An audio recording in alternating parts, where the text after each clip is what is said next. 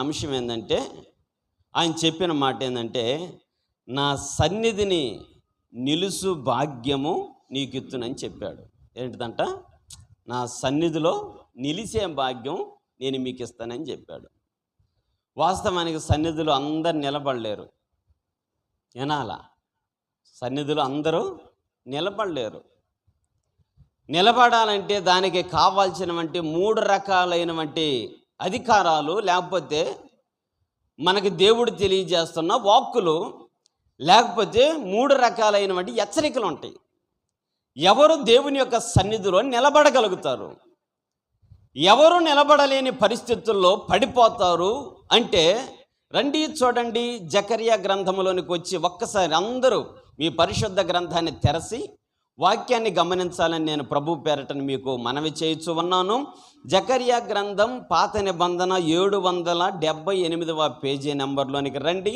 అందరూ గమనించాలా, వాక్యాన్ని తెరవాలి. అందరూ బైబిల్ తెరిచి ఒకసారి, మీరు చదువు రాకపోయినా బాధ లేదని చెప్తాను, ఎక్కడో ఒక దగ్గర చూడండి. మొత్తం మీద చదివే వాళ్ళని గందరగోళం చేయకండి, అది ఆడా ఇది ఆడని. ఎక్కడో ఒక దగ్గర చదువు రాకపోతే చూడండి, తిప్పకాకండి అటు ఇటు అటు ఇటు.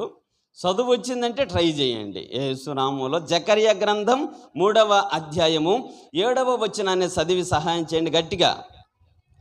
సైన్యములకు అధిపతియగు యెహోవా సెలవిచ్చినదేమనగా, నా మార్గములలో నడుచుచు నేను నీకు అప్పగించిన దానిని భద్రముగా గైకొనిన ఎడల నీవు నా మందిరము మీద అధికారివై నా ఆవరణములను కాపాడువాడవగుదువు.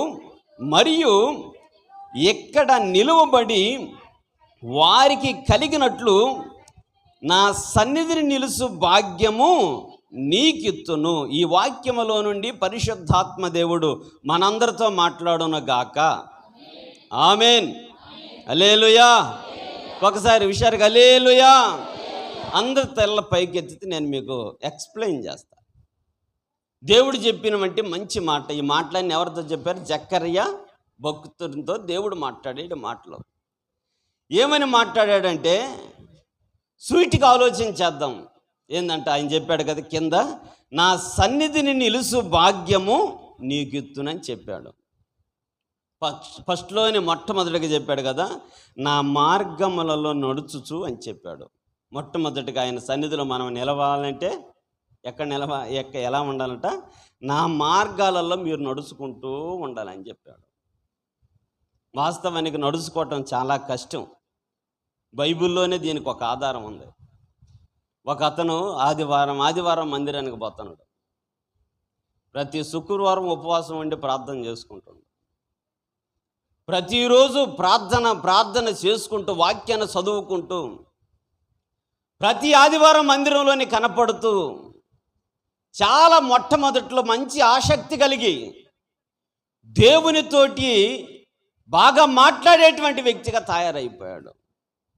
ఒకరోజు ఆయనకి ఏమనిపించిందో ఏం సంగతి కానీ, యెరూషలేములో నుండి యెరికోకు పారిపోతా ఉన్నాడు ఆయన. ఎక్కడికి? యెరూషలేం అంటే ఏంది? దేవుని మందిరం. హల్లెలూయా. బాగా చెప్పాలి. హల్లెలూయా. దేవుని మందిరములో ఆదివారం ఆరాధనకు వస్తూ ఉండు, శుక్రవారం ఉపవాస ప్రార్థనకు వస్తున్నాడు, అవసరమైతే మంగళవారం ప్రార్థనకు వస్తుండు, బుధవారం స్త్రీల కూడికి కూడా వస్తా ప్రతిరోజు దేవునితోనే మమేకమై నిలబడిపోతా ఉన్నాడు. అయితే కొద్ది రోజులైంది, ఇక దేవుని యొక్క సన్నిధిలో నిలబడలేక, దేవుని యొక్క మందిరంలో నిలబడలేక, నేను ఇక నిలబడలేను, మందిరంలో నేను నిలబడలేని చెప్పి ఆ వ్యక్తి యెరూషలేం అంటే మందిరములో నుంచి ఎరుకు అనగా లోకానుసారమైనటువంటి అలవాట్లకి లోకం వైపు పరిగెత్తడానికి పారిపోతా ఉన్నాడు. బైబిల్ తీసుకొని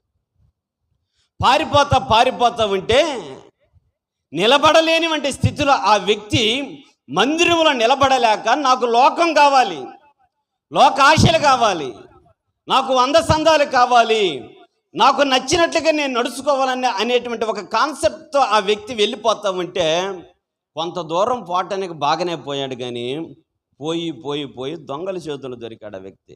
ఎవరి చేతుల్లో? దొంగల చేతుల్లో దొరకగానే దొంగలు ఏం చేశారంటే బాగా కొట్టారు ఆ వ్యక్తిని. బాగా కొట్టి తను వేసుకున్న వస్త్రాలన్నీ తీసుకున్నారు. వేసుకున్న వస్త్రాలన్నీ తీసుకోవటమే కాకుండా ఆయన కాడ ఏవైతే విలువైన వస్తువులు ఉన్నాయో, అప్పుడు సెల్ ఫోన్లు లేవులే, ఇప్పుడు సెల్ ఫోన్లు దొంగలు ఎక్కువైపోయారు. హల్లెలూయా. ఆరాధనలో ఫోన్లు కింద పెట్టారు. నేను గుంటూరు పోతే అందరు ఆరాధన జరుగుతుంటే ఫోన్లు కింద పెట్టుకుంటే దొంగలు వచ్చి ఫోన్లన్నీ తీసిపోతాం. అట్లనే అప్పుడు సెల్ ఫోన్ లేవు, మొత్తం ఏదేదో బంగారమో ఎండో ఆయన కాడ ఉంటే తీసుకొని పోయి కొన ప్రాణంతో చివరి ప్రాణంతో ఉండగానే కొట్టి అక్కడేసి వెళ్ళిపోయాను. ఇప్పుడు మందిరంలో నిలబడలేనటువంటి వ్యక్తికి చాలా గాయాలు అవుతాయి. దేవుడు హెచ్చరించినప్పుడు నువ్వు ఒప్పుకోవాలి. దేవుడు ఇదిగో నా కుమారుడా లేకపోతే నా కుమార్తె, ఇలాగున నీవు నడుచుకో నా మార్గాలలో, నా మందిరంలో నిలబడాలన్న ఒక ఆశ నీలో ఉంది. నేను నిలబడాలి బలముగా, నా దేవునితో నేను నిలబడాలి, నా దేవునిలో నేను నిలబడాలి. క్రీస్తు అనే బండ మీద ఏ అపవాదం వచ్చినా నేను కదిలాడకుండా నిలబడాలన్న ఒక ఆలోచనతో నువ్వు పదే పదే అనేక సమయాలలో అనుకుంటూ ఉంటావు. కానీ నువ్వు నిలబడాలంటే మొట్టమొదటిగా ఏం చేయాలంటే ఆడు చెప్పాడు కదా, నా మార్గములలో నడుచుచు అని చెప్పాడు ఆయన. దేవుని మార్గాలలో నడవాలంటే మామూలైన పని కాదు. వాక్యం చెప్తా ఎందుకు పోయిందో ఏం సంగతో ఎట్టేళ్ళు చూపించిన, ఏనండి ఎట్టేళ్ళు చూపించిన, ఏళ్ళు చూపించలేక పాస్టరు ఏళ్ళు చూపించి చెప్పిండు అని చెప్పి ఆ మనిషి ఇక మందిరానికి రావటం మానుకుంది. 4 నెలల తర్వాత నాకు ఎదురుపడింది బస్ స్టాండ్ కాడ కందుకూరు పోతా. ఏందమ్మా మందిరానికి రావటం లేదు, ఏమైందంటే ఏం లేదులే ఇటు తిప్పుకుంది. ఏదో జరిగి ఉంటుంది, ఏదో కథేరా అని చెప్పి నా మనసులో బాధ. మందిరానికి వస్తా ఒక మనిషి ఆగిపోతే ఆ ఆత్మను బట్టి నా హృదయం బాధపడుద్ది. ఏందో కథారంటే ఏం లేదులే, ఏం జరిగింది అక్క, ఏందో మొహమాట తిప్పుకుంటున్నావు దూడాలా, నా సైజు చూసి మాట్లాడవచ్చు కదా అని చెప్పి నేను అది మాట్లాడితే ఆమె అంటుంది, ఆ రోజు ఏళ్ళు చూపిస్తావా, నా సాయి ఏళ్ళు చూపిస్తావా అని చెప్పి అన్నది. ఏళ్ళు చూపించి అందరి సాయి చూపిస్తానని, ఇటు చూపిస్తాను అటు చూపిస్తానంటే మందిరములు అంతంత మాత్రం నిలబడలేరు. నా ఏళ్ళు చూపిస్తేనే వాక్యం చెప్తా నీకు అంతలా నా కోపం వచ్చిందంటే నేను డైరెక్ట్గా వచ్చి మాట్లాడితే ఇంకేడుందా, ఇంకా అసలు ఉందా కాపురమా? ఇప్పటికే 30 భాగం పోయి ఉంది, అసలు ఉందా కాపురము? హల్లెలూయా. అంతంత మాత్రపోలు మందిరంలో నిలబడలేరు. దేవుడు హెచ్చరించినప్పుడు నొచ్చుకుంటుంది ఒక్కొక్కరు గుండె, నొచ్చుకొని నాతోనే మాట్లాడుతున్నాడు దేవుడు, నన్నే హెచ్చరిస్తూ ఉన్నాడు దేవుడు అని చెప్పి కొంతమంది మందిరానికి రాలేరు. కాబట్టి ఇంకొక రూట్లో కూడా వచ్చి నేను మీకు చెప్పగలుగుతాను, మన మందిరంలో ఎవరెవరి అంతరంగాలు, ఎవరెవరి మనస్తత్వాలు, ఎవరెవరి యొక్క ప్రవర్తనలో ఎలా ఉంటాయో ఆటోమేటిక్గా వెలిగిపోతూ ఉంటాయి. అన్నీ చెప్పనులే నాకు కూడా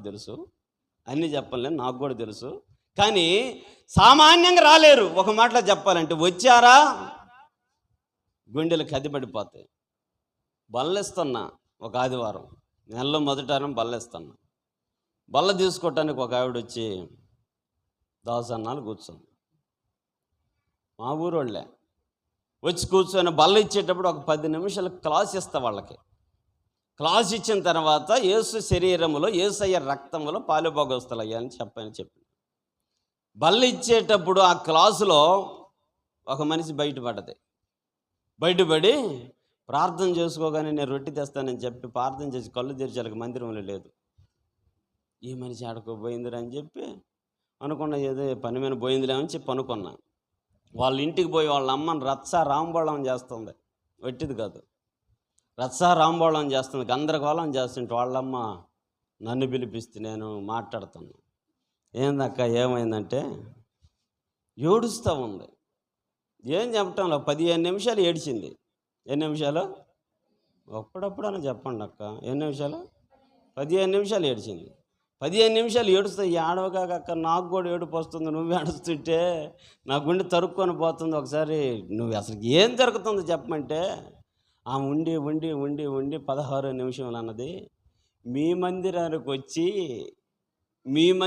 వచ్చే పాస్టర్ గారు నాయన్ని బట్ట బయలు చేసుకున్నట్టుందని చెప్తుంది నాకు. నేనేమన్నా నీ గురించి చెప్పినానా? లేపి ఏమని చెప్పినానా? చెప్పలేదు. మరి నువ్వెందుకు భయపడ్డావు?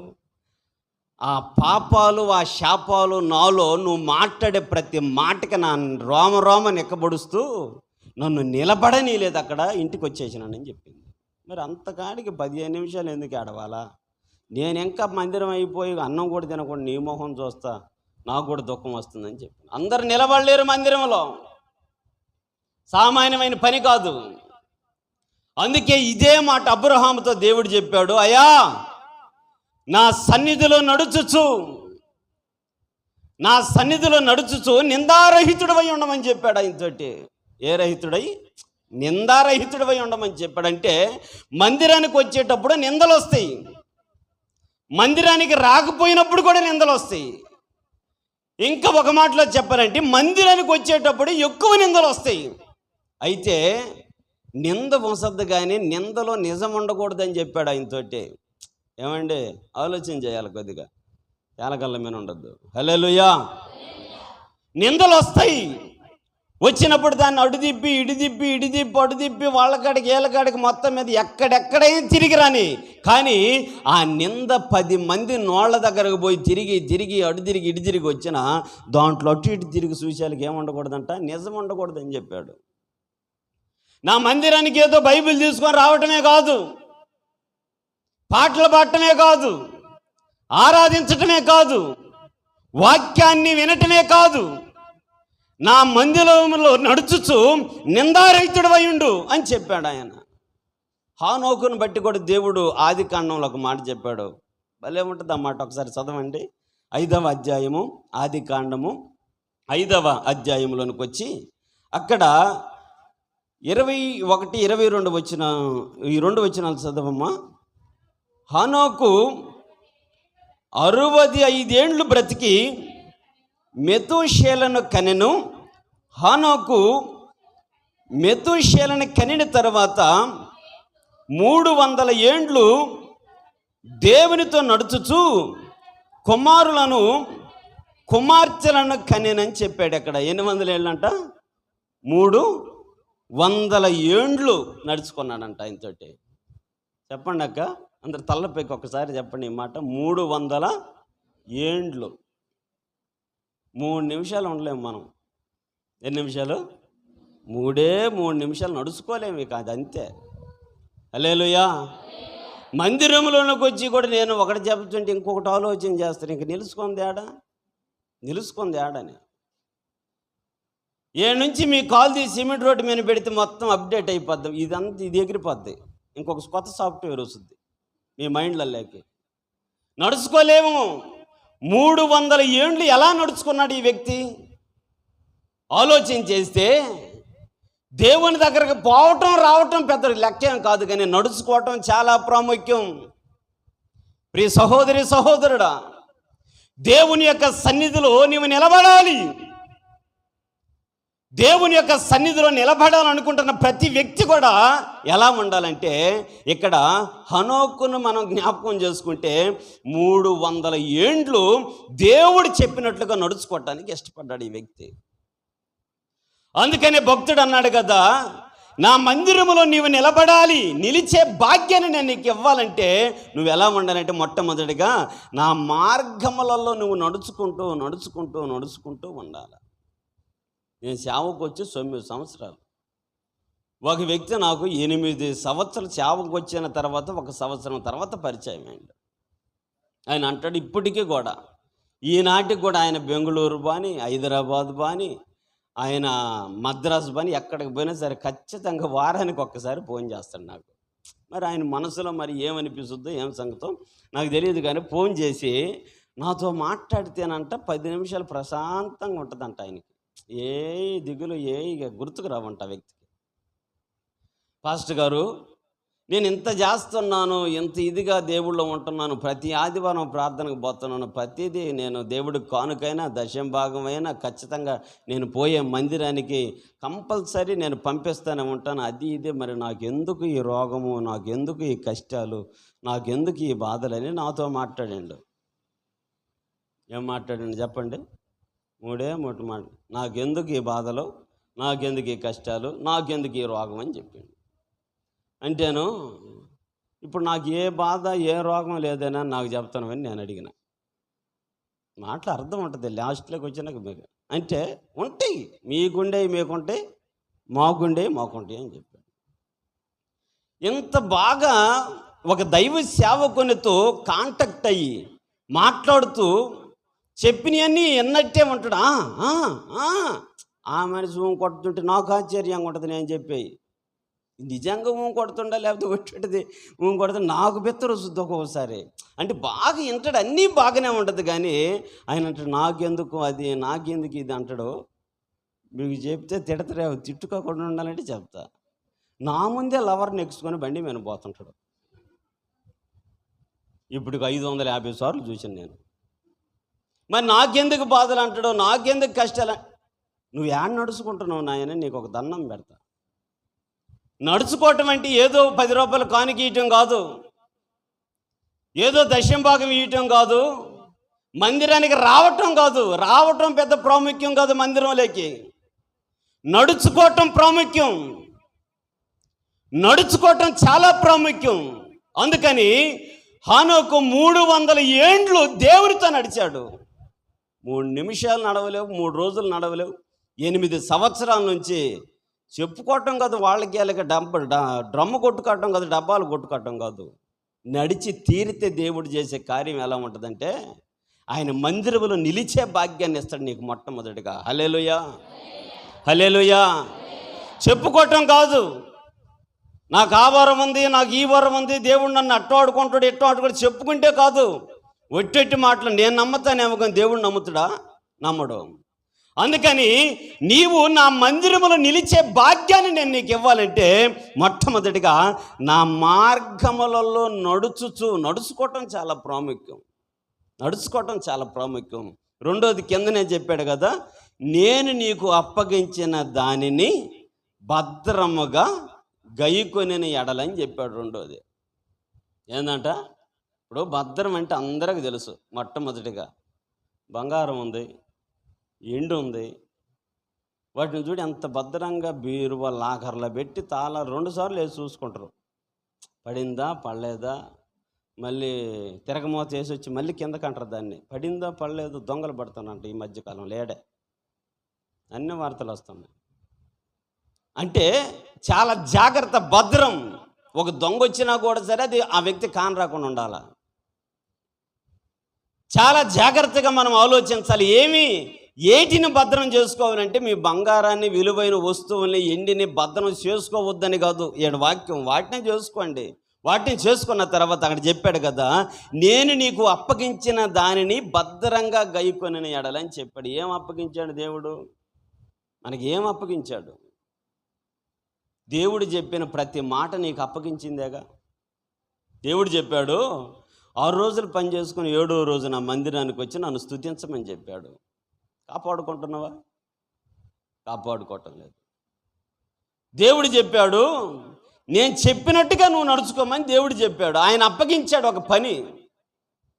మందిరములో కావచ్చు, నీ వ్యక్తిగత ఆత్మీయ జీవితాన్ని కావచ్చు, నీకు ఒక పనిని దేవుడు అప్పగించాడు. నువ్వు చేసే ఉద్యోగమైనా, నువ్వు చేసే వ్యాపారమైనా, నువ్వు చేసే చేతి పని అయినా, దేవుడు నీకు ఒక పనిని నీకు ఆయన అప్పగించిన దాన్ని నువ్వు ఎలా చేయాలంటే చాలా జాగ్రత్తగా భద్రంగా దాన్ని గైకొనాలి. మనం ఆయన చెప్పిన దాన్ని మొట్టమొదట గైకొనాలి.